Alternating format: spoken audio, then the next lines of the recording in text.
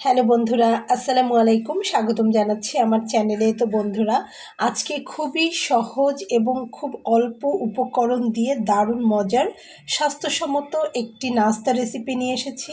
যেই নাস্তাটা মর্নিংয়ের ব্রেকফাস্ট হিসেবে তৈরি করে নেওয়া যাবে, টিফিন বক্সের জন্য করে নেওয়া যাবে, লাঞ্চ বক্সের জন্য করে নেওয়া যাবে, এছাড়াও ইভিনিং স্ন্যাক্সেও দারুণভাবে এটাকে তৈরি করে খেয়ে নেওয়া যাবে। তো বন্ধুরা, এটা তৈরি করার জন্য আমার যা যা লাগবে সেগুলো সব আমি এক জায়গায় গুছিয়ে নিয়েছি ভিডিও করার সুবিধার্থে, তো দেখিয়ে দেব। তো এখানে নিয়ে নিয়েছি রান্নার রেগুলার চাল। আমরা সাধারণত আতপ চাল খাই, তো সেজন্য আমার কাছে চালটা ম্যানেজ করা একদম সহজ হয়ে গেছে। তো অনেকে হয়তো আতপ চাল খায় না, সিদ্ধ চাল খায়, তো সিদ্ধ চাল দিয়েও রেসিপিটি করে নেওয়া যাবে। আর এখানে আমি মুগ ডাল নিয়ে নিয়েছি। ডালের ব্যাপারটাও সে এরকম মুগ ডাল, মুসুর ডাল, যে কোনো একটা ডাল দিয়ে করে নেওয়া যাবে। আর এখানে আমি নিয়ে নিয়েছি একটু আস্ত মশলা, গোটা মশলা, এক চামচ, চা চামচ করে মেপে নিয়েছি ধনিয়া, জিরা, গোলমরিচ। আর এখানে আমি একটু ধনিয়া পাতা কুচি করে নিয়েছি। আর এখানে একটু সবজি নিয়েছি, কারণ আমি কাঁচামরিচ ব্যবহার করব না, সেজন্য আমি এখানে বরবটি সবজিটা কুচি করে নিয়েছি। আপনারা চাইলে ঠিক এরকমই যে সবজিগুলো আছে নিয়ে নিতে পারেন, যেমন গাজর, মিষ্টি কুমড়া, এরকম সবুজ জাতীয় ক্যাপসিকাম, যে কোনো একটা সবজি নিলেই হবে, অথবা একটু যারা বড় তাদের জন্যে কাঁচামরিচ নিলেও হবে। আর এখানে আমি একটু টক দই নিয়ে নিয়েছি। যে ব্যাটারটা আমি করব সেটা পানি দিয়েই করব, কিন্তু যদি একটু শক্ত হয় বা কিছু হয় তখন আমি এখানে একটু টক দই ব্যবহার করব, যার জন্য আমি সবগুলো একসঙ্গে গুছিয়ে নিয়ে নিয়েছি সুবিধার জন্য। তো আশা করছি আপনারা বুঝতে পেরেছেন। তো এই চাল এবং ডালটা সমান পরিমাণে নিতে হবে, যার জন্য কিন্তু এখানে আমি যে কাপটা নিয়েছি, তো এটা দুইটা একই জিনিস, তো একই পরিমাণ আমি এখানে নিয়ে নিয়েছি। তো প্রথমে এগুলোকে ধুয়ে তারপরে একটু ভিজিয়ে রেখে বেটেও নেওয়া যাবে, আবার মিক্সিতে করেও এটাকে ব্লেন্ড করে নেওয়া যাবে, যার যেমন সুবিধা রয়েছে। তো সকালবেলা তো সবাই সাধারণত একটু ব্যস্ত থাকে, তো সেক্ষেত্রে কিন্তু মিক্সি ব্যবহার করলেই ভালো হয়। তো বন্ধুরা, ভিডিওটা করার সুবিধার কারণে আমি আগে থেকেই ব্যাটারটা তৈরি করে নিয়েছি, তো আমি সেটা দেখিয়ে দিচ্ছি। তো দেখুন, এই যে এখানে আমি দিয়ে নিয়েছি সব ধরনের মশলা, যখন এটাকে আমি গুঁড়ো করেছি। তো দেখুন, এই যে আমি মিক্সিতে করে গুঁড়ো করে নিয়েছি একটা একটা করে। আপনারা চাইলে একসঙ্গেও করে নিতে পারেন, আবার একটা একটা করে মানে আলাদা আলাদা করে করে নিতে পারেন। আলাদা আলাদা করে যদি করে নেন সেক্ষেত্রে কিন্তু মিহিটা খুব ভালো হবে। তো আমি আগে চাল করেছি, তারপরে ডাল করেছি, এভাবে আমি কিন্তু আলাদা আলাদাভাবে করে এখানে করে নিয়েছি। এই যে, আর মশলার যে আপনাদের গোটা মশলা এর সঙ্গে গুঁড়ো করে নিতে হবে তেমন নয়, যদি কেউ গুঁড়া মশলা দিয়ে নিতে চায় সেটাও কিন্তু হবে। তো এখন এগুলোকে আমি ভেজে নেব। তো যেহেতু এটা আমরা বাসায় পরিবেশন করছি, কোনো মেহমানদারিতে নয়, তো সেক্ষেত্রে এটা যদি খুব বেশি একদম ফুলো ফুলো ভাব না চাই, এমনিতেই নর্মালভাবে করে নেই তাহলেও হবে। আর যদি কেউ একটু ফুলকো ফুলকো ভাব চায় সেক্ষেত্রে এটার ভেতরে 1 চা চামচ পরিমাণ ইনো দিয়ে নিতে পারে, অথবা ইস্ট, যে দোকানে কিনতে পাওয়া যায়, এটা দিয়ে নিলেও হবে। তো আমি কিন্তু এখানে ইনো ব্যবহার করিনি, ইস্টও ব্যবহার করিনি, আমি নর্মাল একদম সিম্পল করেই তৈরি করছি।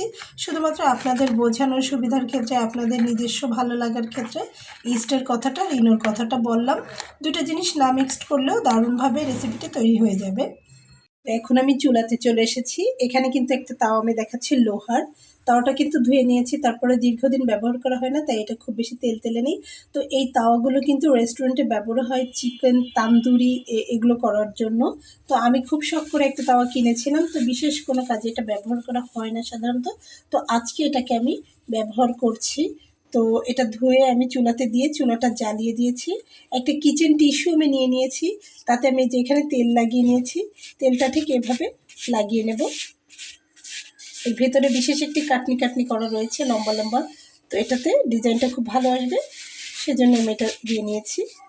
তো বাস তেলটা এভাবে সমস্ত জায়গা লাগিয়ে নেব। এখন আমি এখানে তেলটা খুব সুন্দর করে লাগিয়ে নিয়েছি। এটা দেখতে লোহার ভারী হলেও কি হবে, এটা কিন্তু গরমটা তাড়াতাড়ি হয়ে যায়। তো প্রথমে গরম হওয়ার পরে চুলার জালটাকে একটু কমিয়ে দিয়ে নিতে হবে।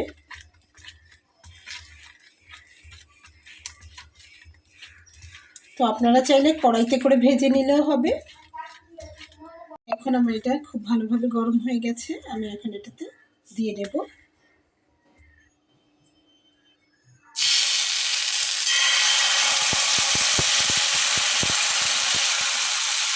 কথা বলতে বলতে একটু বেশি গরম হয়ে যাচ্ছে বলে মনে হচ্ছে।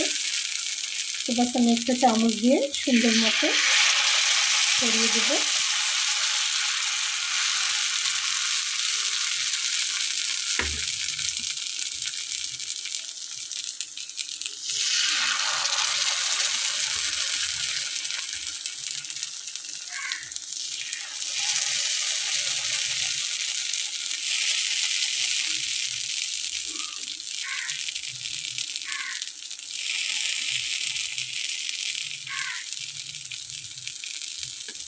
দিয়ে নিলাম। এখন এর উপরে আমি একটু বরবটি ছড়িয়ে দেব, সবুজ দেখতে ভালো লাগবে। আপনারা চাইলে কাঁচা লঙ্কা দিয়ে নেবেন।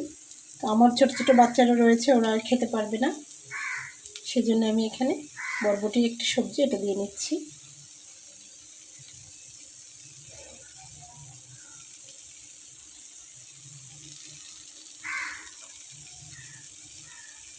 এবং উপর থেকে একটু ধনিয়া পাতাও দিয়ে নিচ্ছি। খুব বেশি না, সামান্য সামান্য পরিমাণ দিলেই হবে। আর এটাকে আমি ঢেকে দিচ্ছি একটা ঢাকনা দিয়ে। যদিও এত ছোট ঢাকনা হয় না, তবু এই ঢাকনাটা আমার সেট হয়েছে।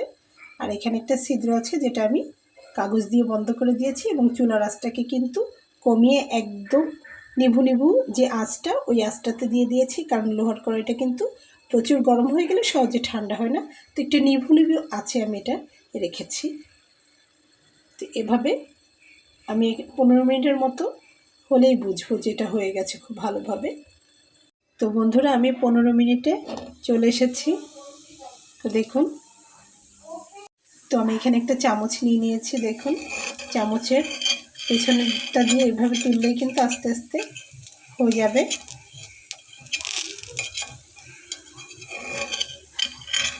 এটাকে আমি এখন উল্টে দেবো বন্ধুরা। এই যে, তো আপনারা চাইলে কিন্তু শুধুমাত্র একটা সাইড এভাবে ভেজে নিলেই পারেন, আবার মন চাইলে একটু উল্টে দিয়ে নিতে পারেন। তো আমি একটু উল্টে দিয়ে নেব। একটু উল্টে দিয়েছি, খুব সুন্দর মতো কিন্তু এটা হয়ে গেছে।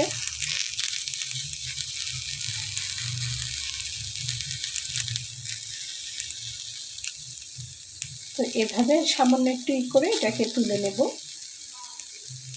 অনেকক্ষণ রাখলে এটা অনেক বেশি মুচমুচে হয়ে যাবে। তো আপনারা যদি খুব বেশি মুচমুচে করতে চান তাহলেও কিন্তু করে নিতে পারবেন।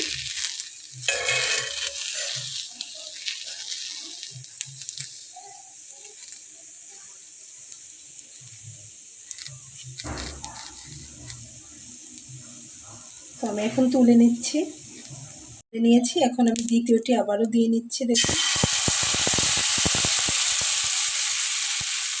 চুলার আঁচটাকে কিন্তু আমি একটু বাড়াইনি, যেমন ছিল তেমনই আছে।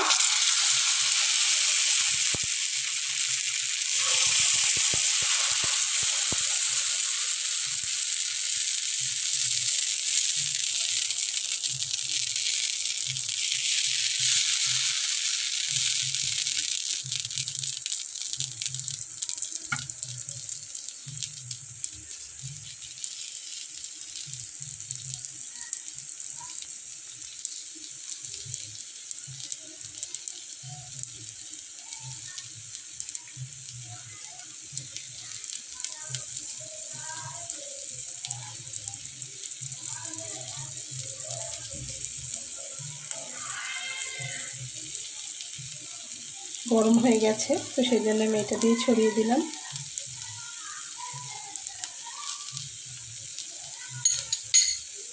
ঠিক এভাবে ঢেকে আবারও 15 মিনিটের জন্য এটা হতে দিব।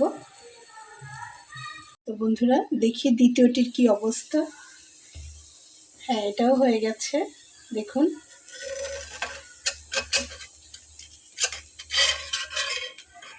আস্তে করে আমি তুলে নিলাম। এখন আমি একটু উল্টে দিচ্ছি।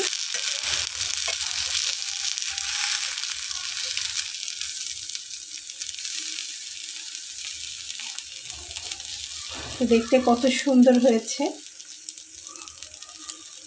আর তেল কিন্তু খুবই কম, একবার একটু তেল দিয়ে ব্রাশ করে নিয়েছি। তো যারা স্বাস্থ্য সচেতন তাদের জন্য কিন্তু এই রেসিপিটি একদমই বেস্ট, কারণ এর ভেতরে পুষ্টিগুণ রয়েছে, চাল রয়েছে, ডাল রয়েছে, যেটা কিন্তু খিচুড়ির যে সমান যে পুষ্টিটা সেটা কিন্তু পাবে। এছাড়াও সবজি চাইলে তো ব্যবহার করতেই পারবে। আমি এখানে যদিও খুব বেশি সবজি ব্যবহার করিনি।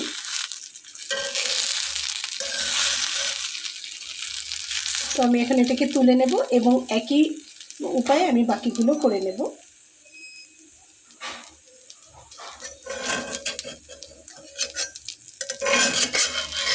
আমি তুলে নিচ্ছি।